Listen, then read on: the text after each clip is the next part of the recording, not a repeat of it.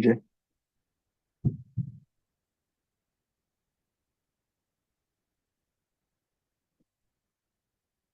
Jay.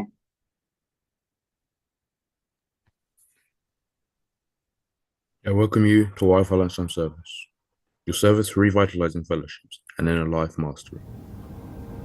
I encourage you to allow yourself to partake fully in every aspect of this service and experience growth with us.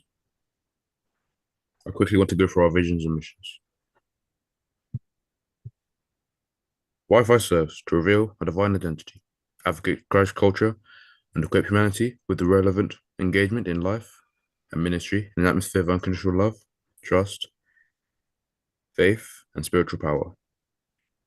Our mission is to influence the mindset change throughout the revelation of humanity's oneness with the divine and equip individuals with the truth of who they are, to the intent of having us firmly grounded to us empower others to be impactful in every sphere of life. Our core values are unconditional love, uplifting spirit, integrity, selflessness, trustworthiness, and tenacious devotion. We believe that all life begins and ends within the triune Godhead, and all of humanity is spiritually included in the love and life of the divine. We believe that this inclusive relationship is delivered timelessly, sustained and guaranteed by the nature of the Father who fills all things. We equally believe in the urgency to make mankind aware of the good news of their redemption from an inferior expression of life, the most attractive and abundant life possible. Relax and take a few deep breaths and allow gratitude and thankfulness to rise within you. Follow with me as I go through these declarations.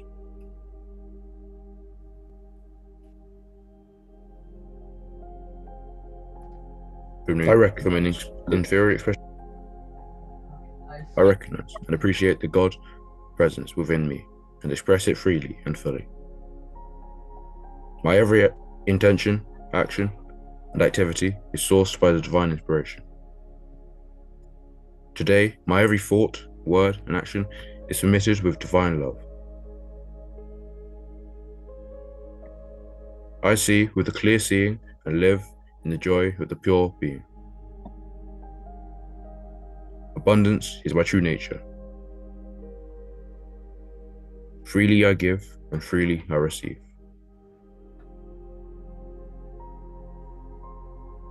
I give myself permission to reveal my true greatness. Infinite wisdom and unconditional love are now active in my affairs. Perfect peace fills me with joy and expression as my life. I live and give from the realm of inexhaustible good. My word is energized and actualized by the power of the divine intention. In all things I am grateful. How great God is, how grateful I am, and so it is. Amen. Father, Mother, God, the embodied presence of all life, may the force within me now become adjusted and attentive to your divine promoting, that I may also be awake to the power of the spiritual presence.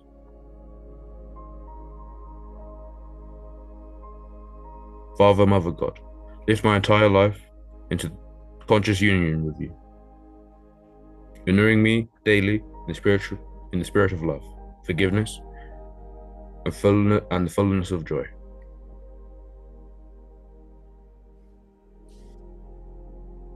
From this body, temple of me, in which you live, let your goodwill shine forth through my aura, redeeming, consecrating, and perfecting all I see, touch, and relate with. All the holy thoughts of my Father, Mother, God, take up the wings of the wind, and in the flash of lightning, minister as angels to my soul. God, you are the light, the power, and the eternal blessing. In you I live, always, and to you be all glory forever. Amen. I'll now pass on to Pastor K.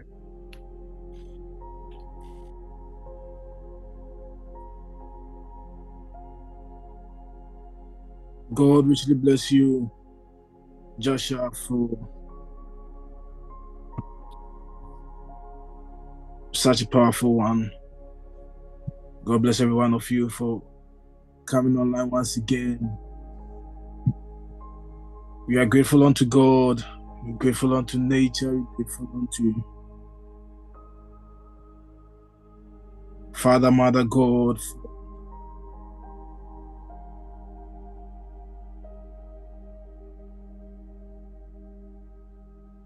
how far how far the universe has brought us. I only realized that this is the first Sunday of this month, the 10th month of the year. I'm not going to say any spiritual connotation to 10th. I'm only saying that we have come far. So, all too soon it will be December, so I'm just looking forward to Christmas. Those of you who are not, I love Christmas. Looking forward to Christmas. Thank God for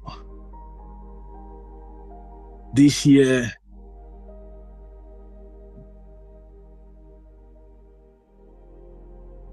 I was just thinking one day when we started this year, we are here to be, have, and do more. And I see evidence of our being here to have, do, and be more. I see evidence of that all around me. See evidence of that all around you, Rev. Things have changed, things are changing. We hear testimonies, we hear stories of mindset that are being changed, seeing physical evidence of things happening. As I was laying in bed this morning, I was thinking about being here to do, have, and be more. I was just saying to myself, I was laughing in the context because I was listening to last week's message because I wasn't online. And I believe you did talk about the fact that change is very necessary because the universe as it is doesn't permit stagnation. So there's always something happening. I was tying that in with being here to be, do, and have more. So it is impossible for us to be here and remain the same and think that we are only limited in a certain way or some things are out of our reach. I was jokingly saying to somebody that if you have lived a whole year, 2 years, or sometimes somebody asks you, how was your weekend? Well, it's the same. Yeah. If I do hear people say the same, like, what do you mean the same? We've gone home for the weekend, 3 days, and things are still the same. Things are not the same for me.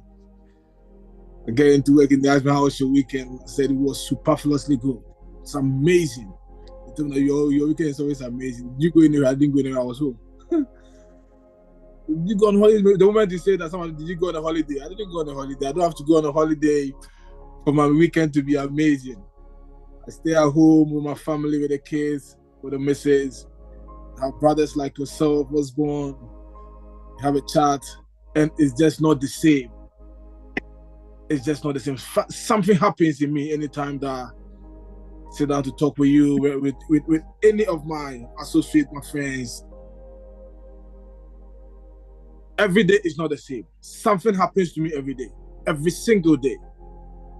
Something happens to me. I see a change in my life. I see a change in my mindset. I see a change in the way I do things. Because that is who we are and that is what we are. No wonder Jesus said, if you believe in me, the things that you see me do, you will do more. And mostly we limit that to the signs and the wonders, the physical signs and the wonders that Jesus was doing. So Jesus was healing. And so even the things that Jesus did here, now we are not even able to do it. We are not even able to do it. And I'm saying we are not able to do it because of how we have limited that you will do more, as Jesus said, to just those things. So, and Reverend Tomodi said something some time ago to me. He said, Charles, we are here. We don't have any blind person. We are in this country. If somebody is blind, they go to the hospital. They cut somebody's leg, the person will go to the hospital. There are ways and means to support people who are disabled. So what is the effectiveness of our Christianity if it's based on seeing the evidence as a bompa mobieniate, bompa mobinayaba? You are praying for somebody to be healed in that aspect, like physical healing. There's no evidence of our Christian because this country, if I'm sick, if my life, I'll go and pray, I'll go to the hospital and they will manage and then they will do something. But when you awaken to the truth that being more, having more, doing more than what Jesus did is not limited to the miracles, the signs, the physical signs that he did. You will see beyond.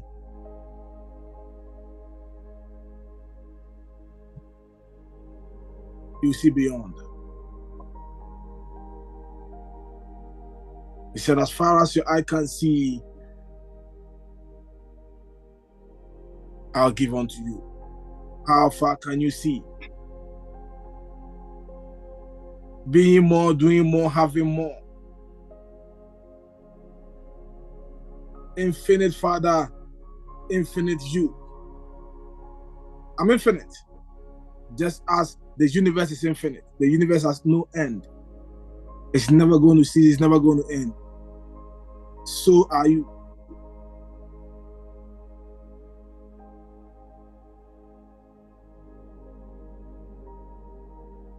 Why am I saying all this? Somebody shared a story with me yesterday, a friend, of how she got to the place of almost taking her own life. I saw her.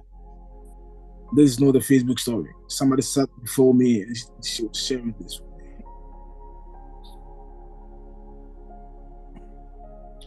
How she regretted leaving all that she had and then coming to this country and then things didn't turn up as she expected. And she had nobody to turn on to.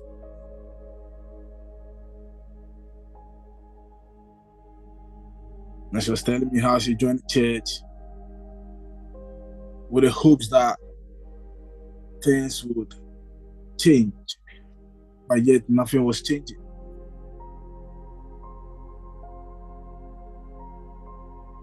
And then she almost gave up.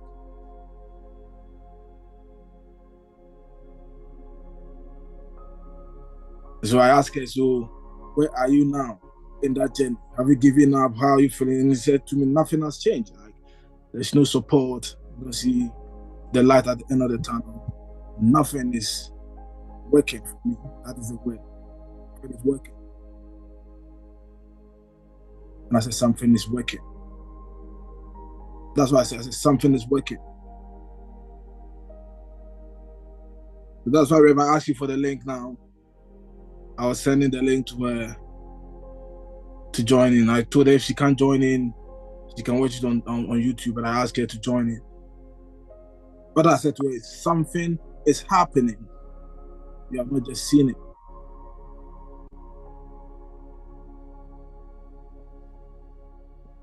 I have seen evidence of change. God is good. The universe is good to you. The universe is good to me. The universe is good to us. Even the universe is good to itself. It can only be good to itself. So if the universe is changing, you are changing. The universe is doing for you what it will do for itself. The universe cannot harm itself. So if you see the grass dying, the trees falling, or the leaves falling, it's not the tree. The tree is not dying. It's preparing itself for a blossom day, a good day, a better day. All things work together for the good.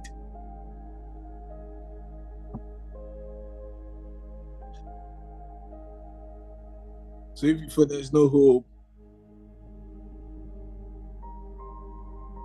Something is happening.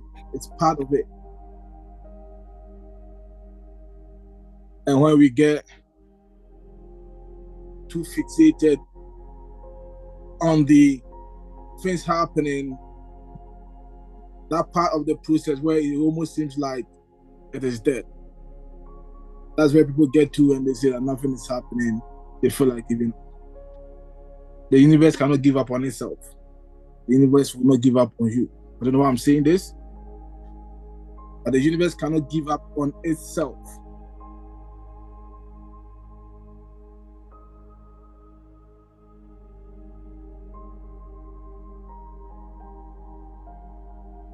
If I wake up one day and then it becomes dark for the whole 24 hours, 48 hours, 72 hours, there's no daylight, there's no night, then I say the universe is almost giving up on itself. But as long as day and night remains, the universe cannot give up on itself. And so it is for you.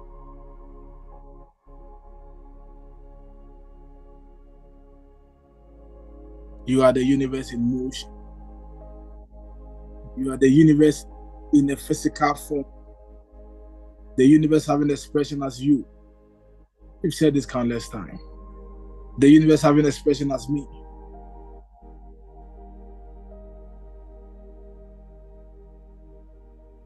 We thank God for a glorious morning. For those of you in Canada, glorious afternoon for those of us here. It's my prayer as always that even as we are sat here,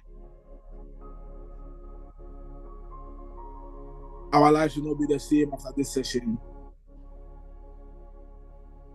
But continuously we will trace a testimony to this session as well as we have done for the past sessions. Don't say this as a cliche. Every session that we do, I see a transformation. I feel a massive change in my life. Some way, somehow, I always get the opportunity to speak to somebody. And I take a note, I take a message from a session that we do the Sunday before. Some way, somehow, somebody speaks to me every single week. I get somebody speaking to me on a different issue.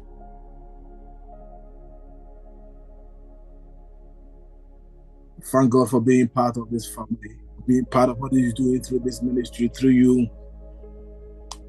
I'm so glad to be part of your life, Sister Mary. I'm Joshua. I'm so glad to be part of your life because I'm experiencing the uniqueness of God in you, and I just cannot have enough of it. That is why I'm always here. Bless you, sir. Take over.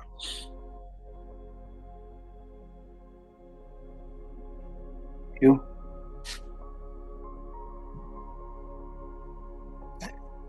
Oh, good. Can you hear me? Yeah, I can hear you. Beautiful. So, we started last week with the practice of conscious change.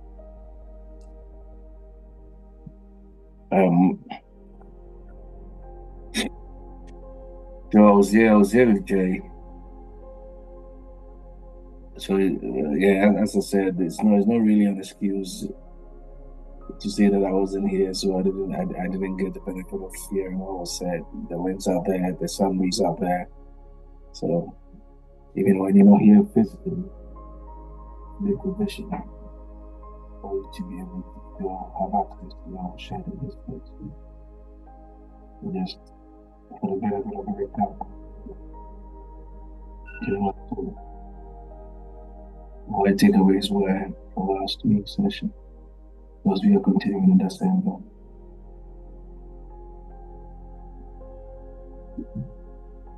The practice of conscious change. Jay, do you want to start us off with your summary points for last week? Me? Yeah. We talked about what change is and if change is necessary and if change has to happen.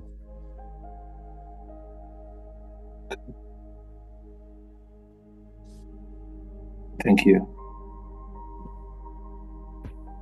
Anyone else? Well, I think I've said mine already while I was talking because I was listening, and they did say, as I said, that the universe doesn't permit us to be stagnant. We dare not do anything. It's constantly changing, and so expect us for us to tag along, not for us to change, because if the universe is changing, we are automatically changing. So if you're not changing, there is you not tagging along, you're not responding to yourself, responding to what is happening to you. I think prior to that, you did ask if it was necessary, change, if change was necessary, or was it that if you change, if you mind to change, it's good. If you don't change, you can remain where you are. To me, I think that change is necessary and it's part of us as spiritual beings, or even as having a human experience. It's part of us. It's very, very, very, very, very necessary. Because even if you look at the human life, the life cycle, we change. You give birth and before you realize the same mama, daddy, and then they are changing every second. Because we see them in chunks. So you see a baby out, then the person will go. But every single minute the person is changing. Is that small changes that has accumulated for the person to move from 1 year to 2 years to 3 years to 4 years. But every second of their life, they are changing. So change is inevitable, which we know, but the universe is changing constantly. So it's not an option to change or not to change. I think what has become is the fact that we have seen change in a certain way. So if nothing is happening, or if not change certain aspect of your life, it means you're not changing. I think that every day of your life you are changing, whether for good or for worse. When you talk about change, it's not always for good. Some people can change towards the opposite direction. But the universe as it is always changing for the good of itself, for the good of you. And so change, it's, even to say necessary, is change is what it is. It's natural. You don't have control over it. You don't have a choice to change or not to change. So it is necessary. Thank you. I think where you end off is key, and I'll touch on that. But last week I did pinpoint that I was keen for us to look at change in the area of relationships, because I've come to understand that most of the hurts in life occur in relationships. So by relationships here, every relationship, father, mother, husband, wife, boyfriend, girlfriend, father, child, siblings, relationships. That is the area of our most hurt, and the area of our most change. So it's something that we can't get away from. The fact that nothing in life is static, nothing is stationary. We only even have quasi equilibrium from how we look at it, and all that is presented to us in the form and in the shape of life is constantly changing, is constantly evolving. Life is like a dancing mercury, see, and ours is to flow with it. Things happen, and everything that happens for a reason. The challenge comes when we don't situate ourselves in the flow of life, but rather we want to constrict life to happen in a manner that is consistent with the choices we've made and the decisions we have made for life. Okay. And I had said earlier on when we started with pain, that we started with pain is at the base because all of our choices, our decisions are either a progression towards painful experiences or a regression away from painful experiences. It's just the way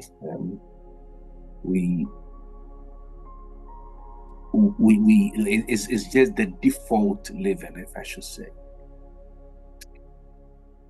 And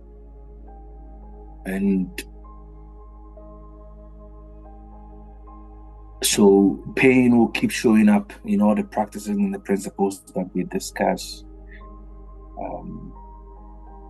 because it ultimately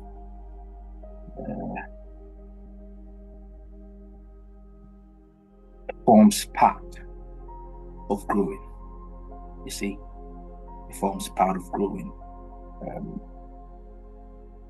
Change depicts growth, whether seemingly forward growth or retrogressive growth. Change means things are the same. Okay. Nothing is permitted to be the same. Nature doesn't even support that. Nature doesn't support that. The reason why we aren't born out of our mother's wombs 90-year-olds. We're born as infants and we grow. In as much as the forest is embedded in the seed goes to the ground and then goes through all these change processes to become the mature tree and then the forest. Life is change.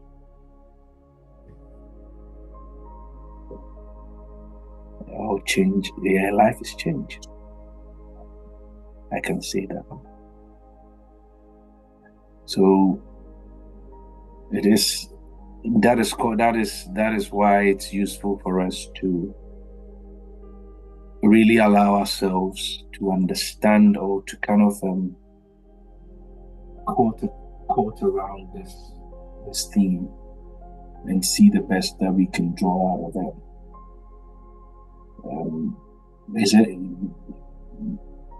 It's inevitable. We can't get away from change. And because we can't get away from change and it's always happening, the blood is inevitably yours. The earlier receive, the better. It's important, but the challenge is most of us don't. Whenever we find ourselves in a place where we are enduring a lot of suffering, it's primarily because we are delaying our embracing of change. And when we embrace change, the only resultant can be joy.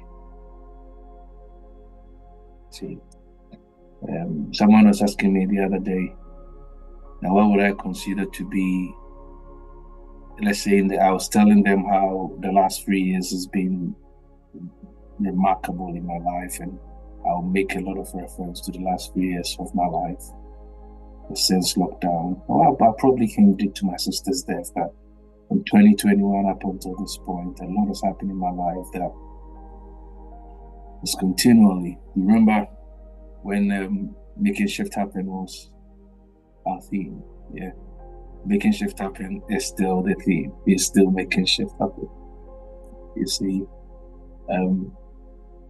and she was asking if I was to say, if I was to capture my evolution in one word, what would that be? You know, sometimes people ask me some very intriguing questions, and I think they ask me those questions because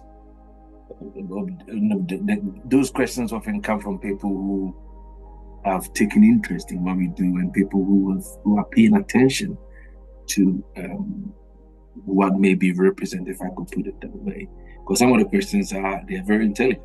Someone ask you, the other day someone was asking me if if I was to give, I shared this last week, I think, or the week before, if I was to give my one-liner for how to change your relationship or to positively affect or change your relationship in 24 hours. I'm like, sometimes like, the sort of things that goes on in people's mind. She even put a time to it, 24 hours. It's quite an interesting question, and similar to that is this one. And because over the years, over time, I allow myself to, I don't want to use the word think, I allow, like, when thoughts arise in my heart as a result of my observation of life and observation of myself, I pay attention, because I've come to a place that I understand that whenever I'm having these babblings and these musings, it's always because there's something around the corner that would require that particular thinking or that particular processing to address. Okay, so because I'm being armed with that, I capture those moments best I can, because then lo and behold, time down the line, either far, near, short, or long, it so happens that someone will ask me something or something will happen. I'm like, okay, so that was the reason why I was thinking this. This particular instance was one of such. And like, without even thinking, I'm like, acceptance. It's just like, can you expand on it? Like, there's not really much to expand on it.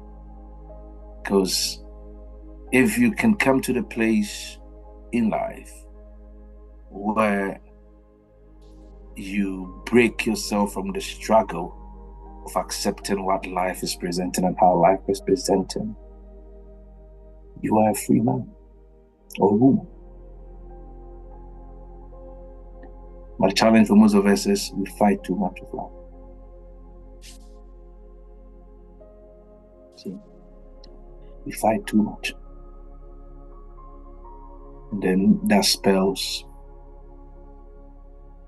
pain, or not pain. Pain is inevitable, but suffering is a choice. Yeah. And it spells suffering, and then frustration, and it takes the life out of us. And so when it becomes like that, one time you feel like you're winning, another time you feel like you're down, and another time you feel like you're winning, and another time you feel like you're down. And then life becomes like a yo-yo. See? I was having a very interesting chat with Marie yesterday. She was like, okay, you say life or this life. Some interesting thoughts, but I'll come to that at a later point. We look at change. Why is it? Why doesn't it even matter that we change? I asked that question last week. I don't know those of us who weren't here, if anyone wants to chip in their thoughts. Why does it matter? Why is change necessary? We'll come back to us go to change within a relationship. We'll come back to that. But why? I just your thoughts. I'm sampling the thoughts anyway. Why is it important that we change? Why is change necessary? Why is it important that things change? Well, I think, as I was saying earlier on, change is necessary for our growth, because we cannot remain as we are forever. Really, as you said, we're not born out of our mother's womb 90 years. And so whichever state that you are in life, you need to grow.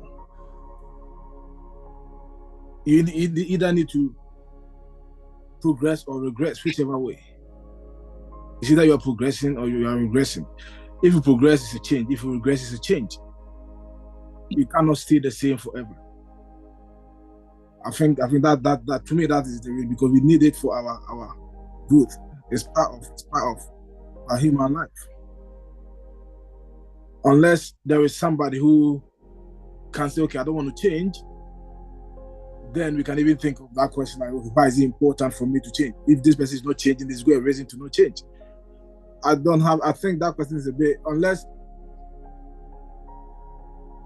you're asking it for a specific reason or a specific cause, then I think it's a bit vague, because why is it important to change? I cannot say I won't change. Changing is not an option for us as humans. When we take the aspect that I want us to talk about, like relationship wise, then that becomes an option for us. But if it's just change on its own, I don't think it's an option for us to change or not to change. If you decide not to change, you will change. You will change anyway. So let me say I don't want to grow again, so I'm not going to eat. You will change anyway. I don't know if I'm making sense. Yeah. So that question on a broader perspective has changed. I don't think it's, to me, it's, I don't know how to answer that. But change is not an option for us as humans. Can there be growth? Can there be growth without change? Is it possible for there to be growth without change? There cannot be growth without change. You can't grow without changing. The moment you grow, it means you've changed. You need change to grow. Whichever direction, you need change to grow. For me, I think that change is just part of us. And it's not a choice. But when we begin to talk about the segments of change, like you brought it up, this relationship, right? Like girlfriend, marriage, wife, side chick, whatever, then we can affect that question of, is it necessary? Will be, to me, I can answer that. But if it's just the broader change, whether change is good or not, whether it's necessary to change or not, I will say that I don't have a choice to change or not to change. I'll change anyway. Okay. Any more thoughts on that? Because I'm sure I might have said this last week as well, that the last minute hasn't left us the same. No. See, you can't breathe the same air twice.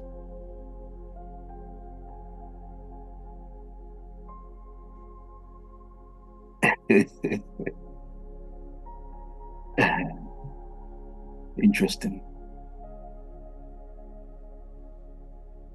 It always appears to me by observation. Yes, as we have agreed that the change means growth means change. It appears that if left to our own, or left to most of us, we would want change, yeah? But it happens that often the change we want is not us changing. It's almost as though our natural tendency is to try to get everything and everyone else around us to change so that we can stay the same. I'm not sure if that reality has dawned on you yet. We want change, but the kind of change that we inadvertently want we inadvertently desire is for everything else and everyone else to change bar us. Yeah, it's happening a lot of time. You know? And I think I think it's human nature. You want something to change, but you think it's not you that needs to change. If my wife changes, I think that the marriage will be good. If my boyfriend changes, if you change, I think that we won't have this issue. You never stop to think, if I change, so it's true to say that.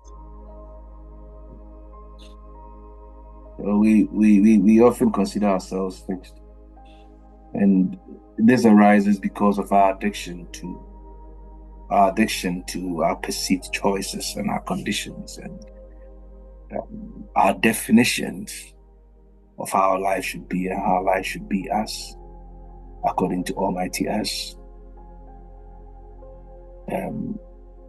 And whenever we are positioned like that, all we're doing is we are kind of breaking harmony with life. So I mentioned this yesterday as well. I mean, not yesterday, last week. You are either changing things in and around you, or things in and around you, or something in and around you is changing you. There's no neutrality in this. And change is at the heart of all. Particularly at the heart of all spirituality, if you want to call it. And with this, I just want to, touch briefly on a thought. I've shared this before, that if change means growth, it's key for us to look at it or to look at the spirit being us and the kind of change that it experiences, because that is what ultimately gets situated or defines the circumstances which confront us. And true to this, I mentioned acceptance. Now, the most meaningful of all this that we call. So let's get it right. There isn't a spiritualist and a non-spiritualist.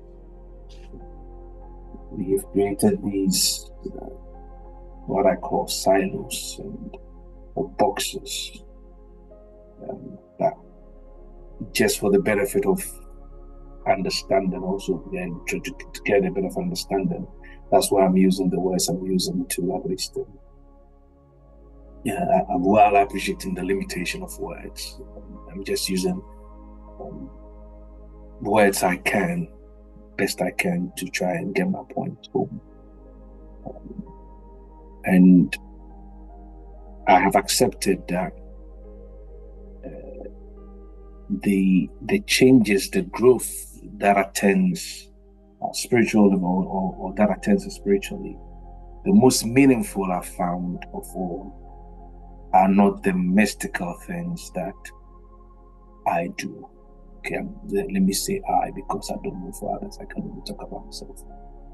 And the mystical things that I do, the length of time that I can pray, jargons that I can use in prayer, the time that I can sit in meditation, the time that I can practice that, the time that I can spend doing incantations, the time that I can spend casting spells, the time that I can, or the tools and the energies that I can employ to heal and all those things. And they're all good. But I have come to appreciate that it comes down to, if you want to call it path, how it completely integrates with my life on a daily basis. See? And how is that relevant to change? Because every step we take, every choice we make, every action we take, the moment we begin to see that all of that is what defines and encapsulates living, without bringing in separations and distinction of this is carnal, this is fleshly, this is spiritual, this is not spiritual. it frees us to be able to appreciate what this thing we call life truly is. See,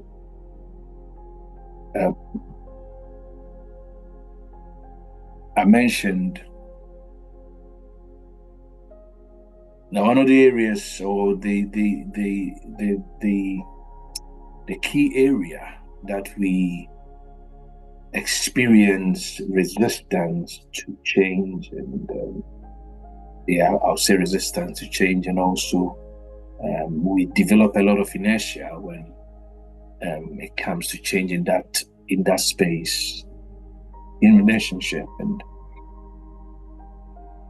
I'm not sure if it's something that we kind of agree with, but I'll throw these in and then we can begin to sample thoughts on it and see how we progress with this. So we find ourselves talking about things to do with financial position, we talk about family, we talk about career, marriage, how we are perceived in our society, the change that we bring to life, our position within communities, our recognition, the kind of service that we offer, and the list goes on and on and on. And these things, all of these supposed facets or aspects of life that we have constructed, I have come to realize that often at times we look at these aspects in isolation, and because we look at them in isolation and we haven't come to appreciate that they are one unit, it causes a strain when we are experiencing change in any one of these that is not aligned with the integrity of another area of our lives. So I'll give an example to bring it home. And these facets, or these aspects, or these silos, or these boxes of life that we have, they have become more like goals for us to attain to. So let's say, for instance, someone wants to achieve so level in the academics, someone wants to have this company, or they want to build this media empire, they want to build this economic empire. And I want to have traveled, I'm desiring to have traveled to so many countries or so many cities in the world by the time I'm a funny one that I heard yesterday was someone purported to have said that they were so busy that they couldn't get a chance to marry last year. So they are going to get married like this year and get pregnant in the month after. And so, we hear some of these things that we've got our timelines and our expectations of how life is going to be for us without stopping and paying attention to what life itself is doing. So I'm using here the part for the whole for the part. And every time I mention this, I give the ocean and the wave analogy. The wave is not separate from the ocean. It's just how the ocean appears at different points based on conditions it's subjected to. Okay. So we have all of these things which, when they don't happen or they don't go according to how we have dictated, we feel frustration. And then we become we either want to force change, or we become apathetic to change because it's not what we want, it's not what we expect. I'm not sure if I'm making sense to this point.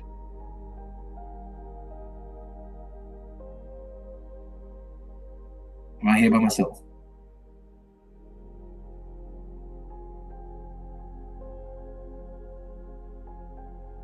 No, you're not. We are following. At least I am following. Good. It's good to get feedback.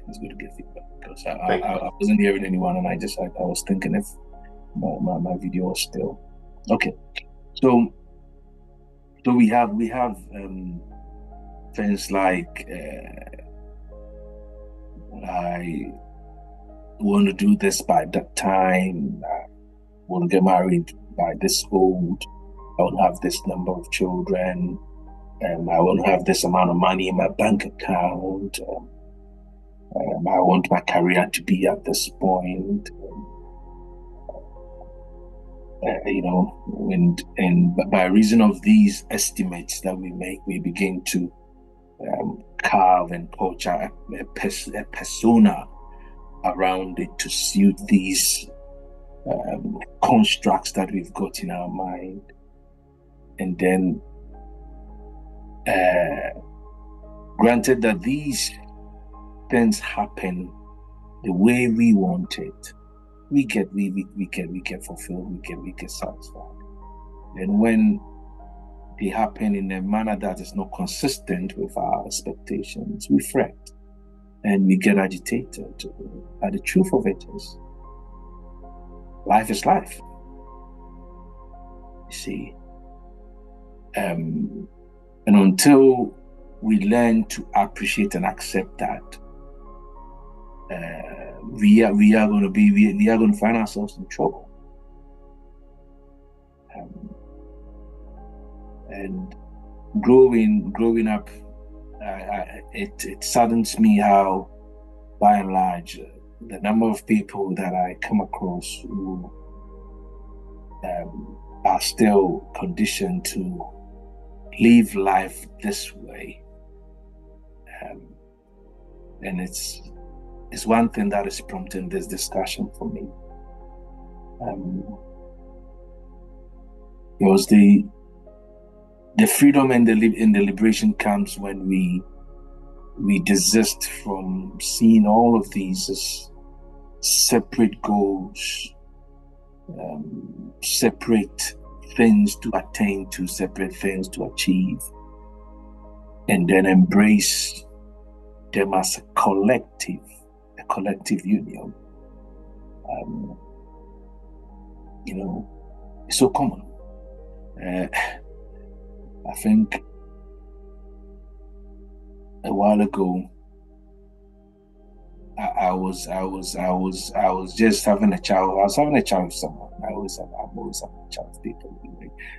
Someone was telling me that he always say, "No, I was having a chat with someone." Obviously, it's because I make reference to that because often in my conversations, either with myself or with people, I make certain introductions because everything in life is trying to teach you something. So everything of life is trying to teach us something. So it's key to pay attention and learn, benefit from the lessons that the events of life are trying to pass to us, because it's for our benefit. So you may be in love with someone, let's say for instance, and in our minds we expect them to fit this some supposed puzzles of our own constructions that we've built. Okay. So if life is about you, let's say, and your desires, your aspirations, the things that you want, or how you want life to happen, what if you found a perfect partner? I'm saying this because we talking about change in the area of relationships. So I'm just citing this as an example to drive a point to me. What if you find suppose someone independent in their own thinking, independent in their own mind, and you believe that you love them, they believe that they love you, and you've got a plan of, let's say, how many kids you want to have and all of that. And it so happens that that's not what they want. What do you do? What if all they wanted, all they ever wanted is just you more than anything in the world, and that they find in you a soul that bind? What do you do?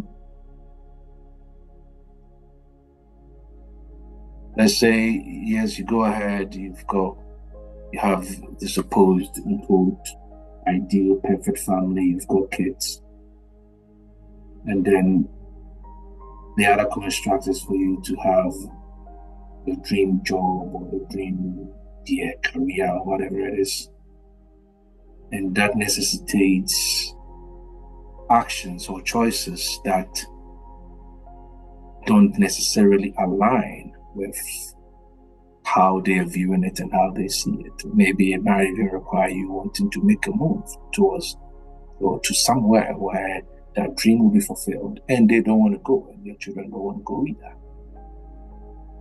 What do you do? So you've had a family, you've got a marriage, but not the job, no husband, but not your dream job. What do you do?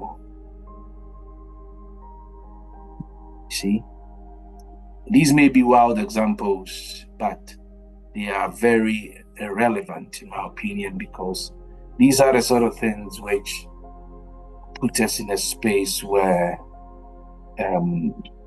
we are compelled to live with suffering, because life isn't happening or doesn't appear to be happening the way we have desired it or the way we want it. Are you with me to this point?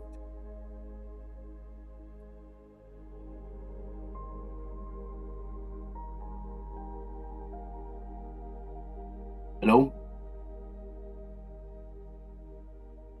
My image keeps telling, so can I get some feedback to know that you're here?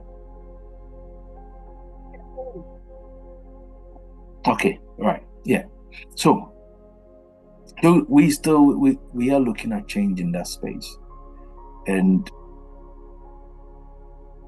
looking at this example or this scenario that I've developed in a space like this. What does one do? What does one do? Pray to Jesus for divine intervention. where the intervention will be what? Superimposing on the will of the other, or what? Exactly. Is that not what the trend has been? Try to change the person's mind and all that. Like I heard somewhere that we say God created us in his image. No, we created God in our own image. Our own image, yeah. It's not God created us, because we always have an image of how things ought to be, and so that is what fuels our action 24/7, right? So yeah, we pray to Jesus for divine intervention to change the person's mind and make things happen. Amen. You even added him into it.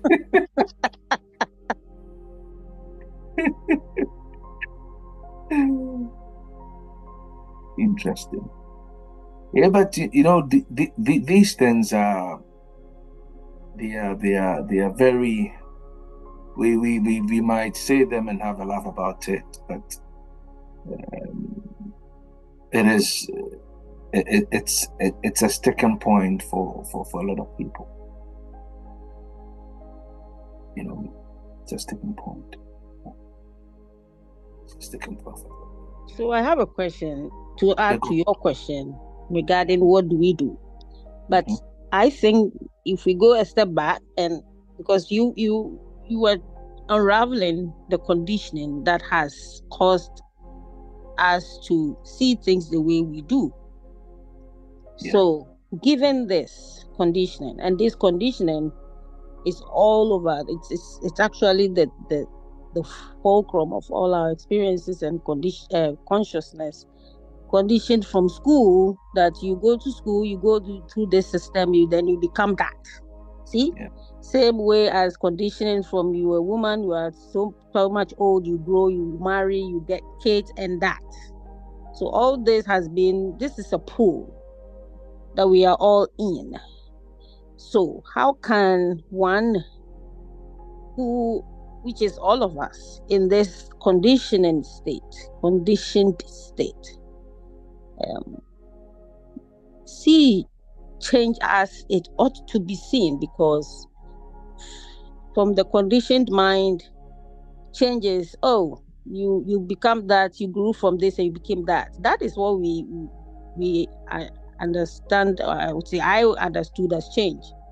Yeah. But I've come to know that, or learn that, change is not what I thought it is. Of course, physical change is obvious to us, from the oak seed to an oak tree, which is big, considerable difference. So we look at difference, right? But I think there's a bigger picture of change than the difference, the distinctions from a seed to a big tree. Last week, you said something very profound. You said you are not the same person who walked in this room and walked out of the door. Meaning, there's a deeper meaning or understanding of change that we don't really know or understand. And so that is why it makes us see things the way we see. So what do you do when you are going through this situation? Is the same person with that conditioned mind thinking and asking that question, what do I do? Meaning, you are in that same understanding and trying to see a different thing, which is like, it's not change at all, right? Because the conditioned mind is doing the same thing. And then something shows up, and it's like, oh, that's the change. But is it really change? Mm-hmm.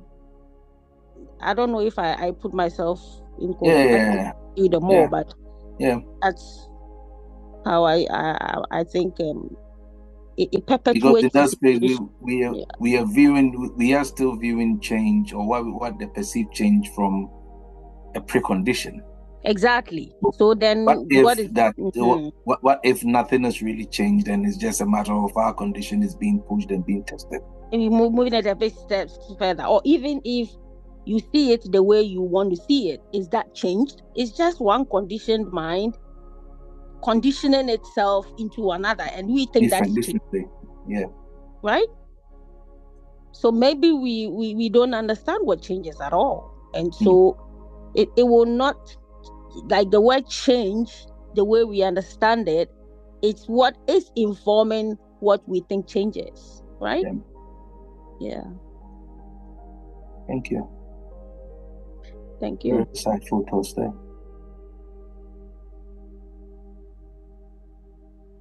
Because the truth is, or should I say the reality is, that I don't even want to call these aspects, I just want to call them goals, because we just set them. And they do not always line up to the way we desire them to be. And I'm sure it was Michael Singer who gave this analogy that I loved. He says that you can view life as a movie in which you stand and you participate, but you are not the director.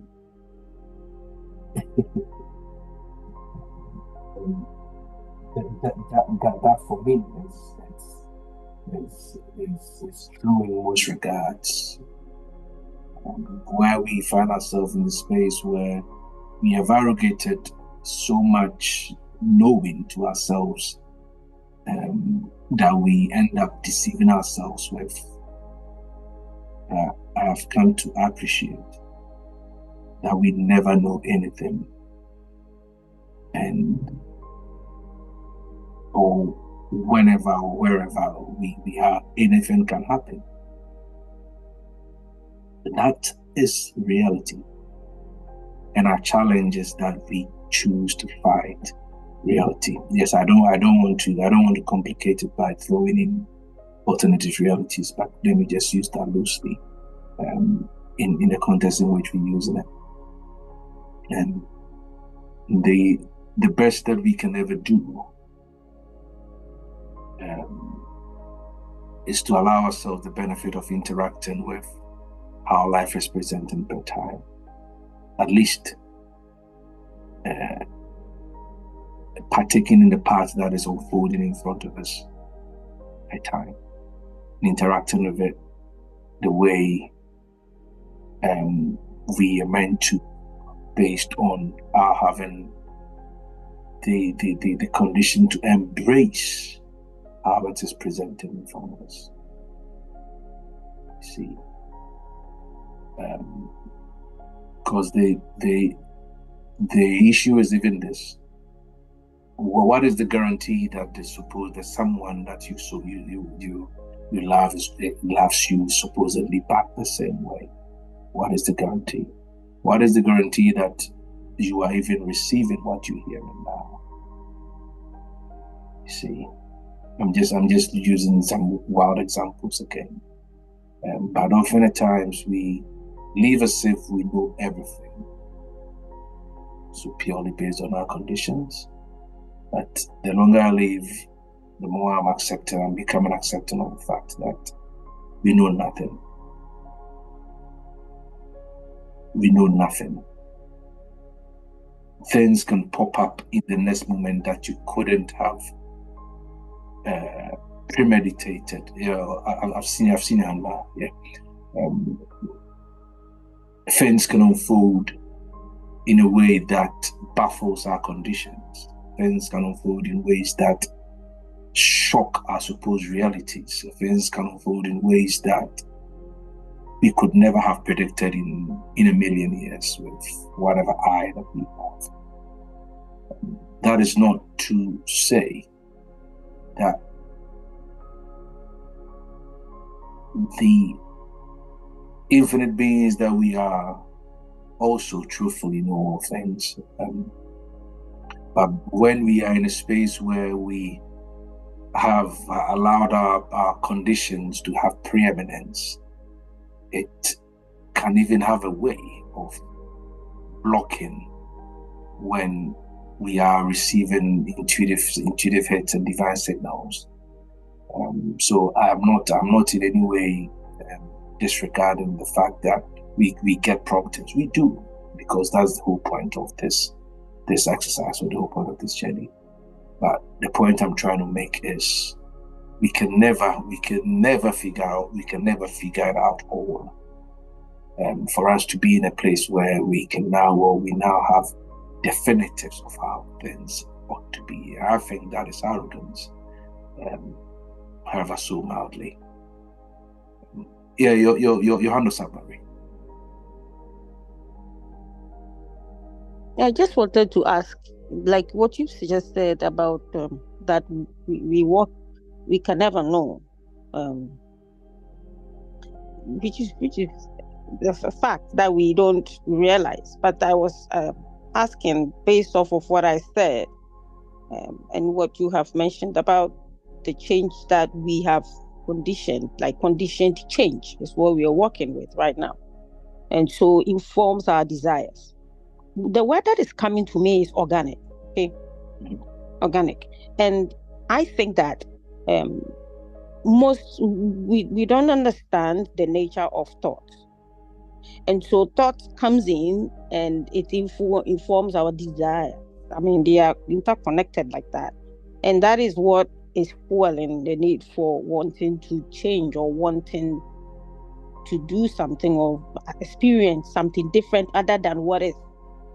So question is, could it be, how can we experience organic change? If I'm putting my organic, that is not affected by thought. Because think about this, thought is limited. Our thoughts, we think that, oh, it came to my mind. These are thoughts is limited. It's still inspired by your condition.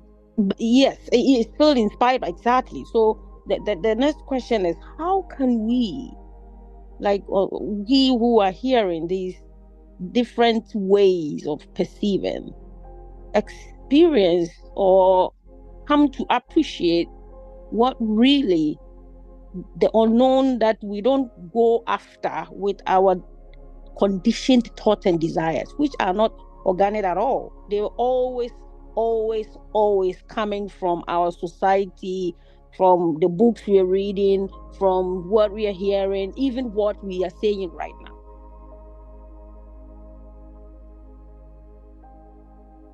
That's a question for all of us. Right, is that possible then? See, that's a good further to the question, meaning that it hits to a core where we think that, oh, is that possible? The reason why I'm saying that is because, you said the organic change is when it's not influenced by anything. I think the only change that will not be influenced is growth, like physical growth. You're growing fast, you're growing tall. Which is really beautiful. What you said.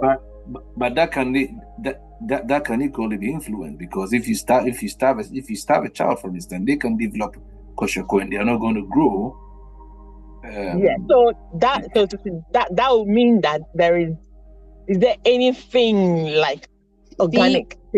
See, we are confused. That's a good question. The idea of, is that possible? You know why? I think when we say change, like I said, physical change is there. Biological change, where we all see that, oh, Amma grew from A to C and now you are this. I mean, look at your childhood. You can see the difference, right? Yeah. But what we are talking about right here is the psychological change. Because without that any influence. Exactly. So now that we know, I think we Pastor Sam talk about the unknown, but let's start from the know, where we know that we are conditioned. Maybe because this is all we know, right? This is where we are. We know we are conditioned. Okay. Then a thought comes to mind. Your thinking is A, B, C, D. Maybe you should inquire. Is that all there is? Is this thought from your own personal inquiry?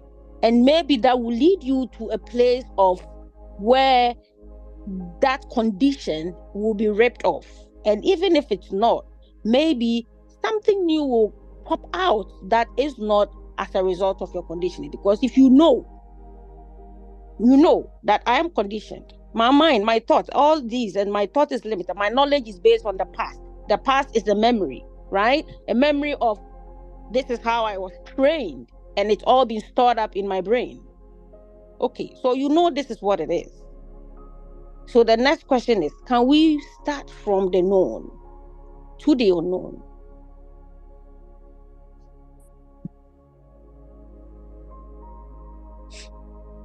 Or can the known lead us to the unknown? Maybe. Because of the known for where we are now, maybe we can let go of all that which this is not it. This is not it. This is not it. Because if you understand that your thought is limited, you know that this is what I think I should have. But the question is, since you don't know what 20 years is going to offer you, do you think this thought is all that you want? How do you know that this is good for me? You get what I mean? Because I hear a lot of people praying, God, give me a husband, give me this. Somebody gets a child and now the child is this. Oh my God, about idea. Now we begin to complain about that. So how do you know that when you have a child, it's going to be all heavens for you? And so you are praying for that. So the unknown is what is, I'm just adding to what you said about we never know. Because you never know.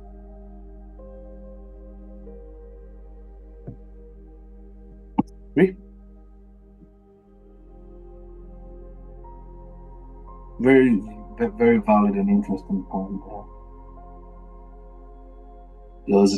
Sometimes some of these things, the moment we pick them up to talk about, and then they begin to open up other other portals for us to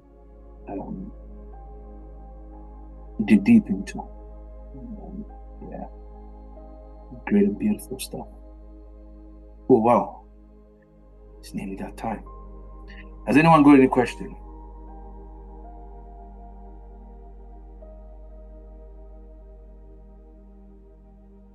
I think we'll pick it up from the very interesting point you've made there. What does it matter?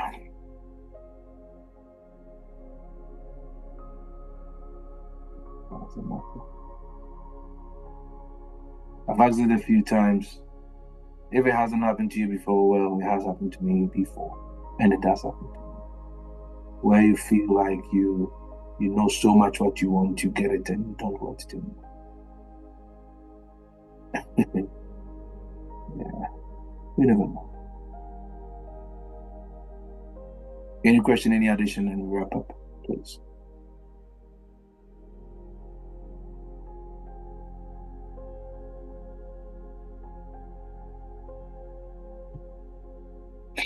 Okay. I want us to pray.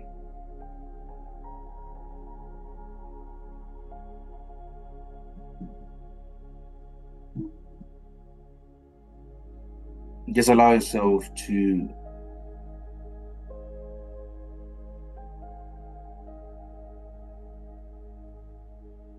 court with thoughts, conditions, ideas, opinions, mindsets, beliefs that you've come or that you're coming to accept aren't serving you any longer. In the next 2 minutes, begin to identify as many of these as you possibly can. And when I say as you possibly can, now that your awareness has been brought to that space, you begin. They are going to pop up. They are going to emerge. They are going to come to the fore. I know that of a fact because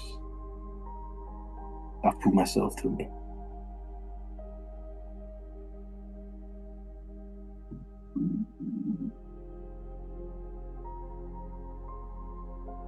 The belief system that's no longer serving you.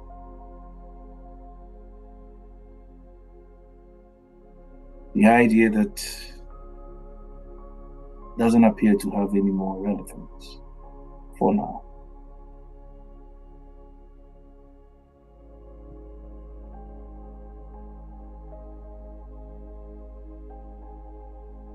And this journey is like lifting your eyes to the horizon. I've said this before. So long as you're willing to take steps forward, it keeps moving.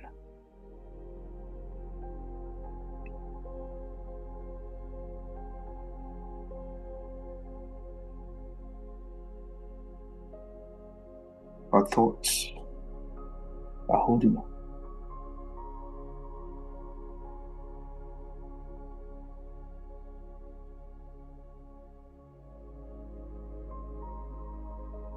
The moment you caught with the idea of freedom,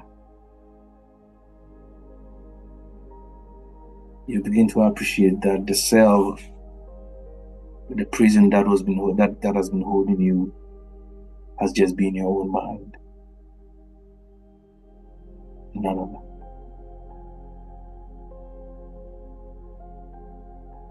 Allow these to pop up. Allow them to show up. Let them evolve. Let them emerge.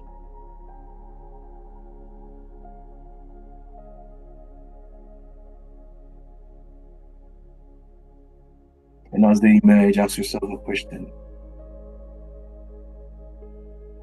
In what ways have these thoughts, these opinions, these ideas, these concepts, in what ways have they served me till now? What have they made me into?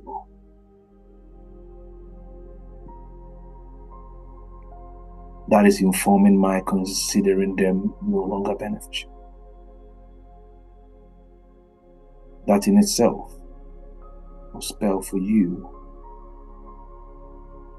a direction for a change of a sort, which I believe in this case will be organic, bro, to as go to borrow Mary's words. Because you are allowing yourself to shake out, to shake out of the condition.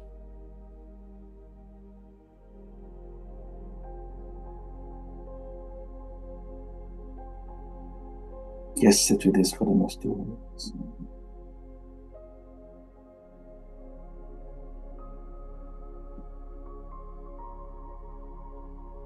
The book of Job records, he had told the days of man, there is hope of a tree if it be cut by the scent of water, it springs forth. All the days of my appointed time will I wait till my change.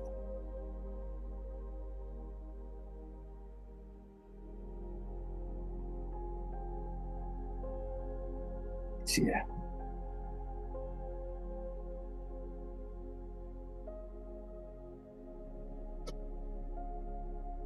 We are allowing ourselves to be in the flow of life.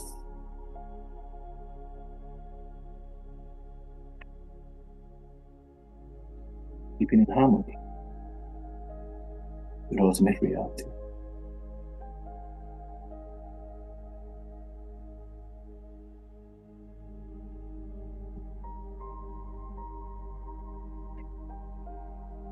Pray.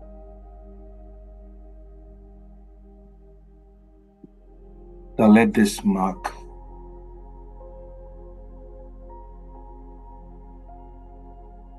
a new dawn in your life.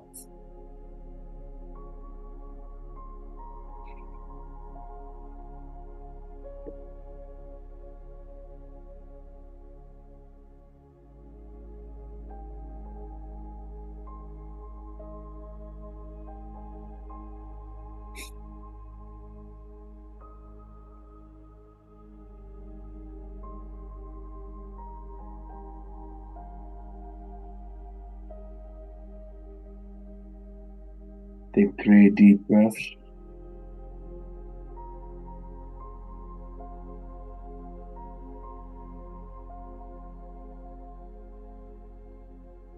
And allow yourself back into the feeling of this physical time.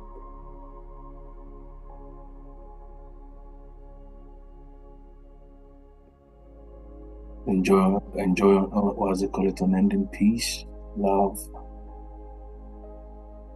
and innumerable blessings. Shalom and life to us. Bye-bye.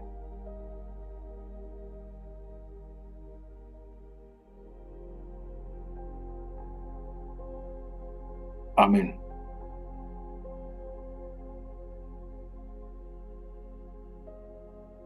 I want us to make a note.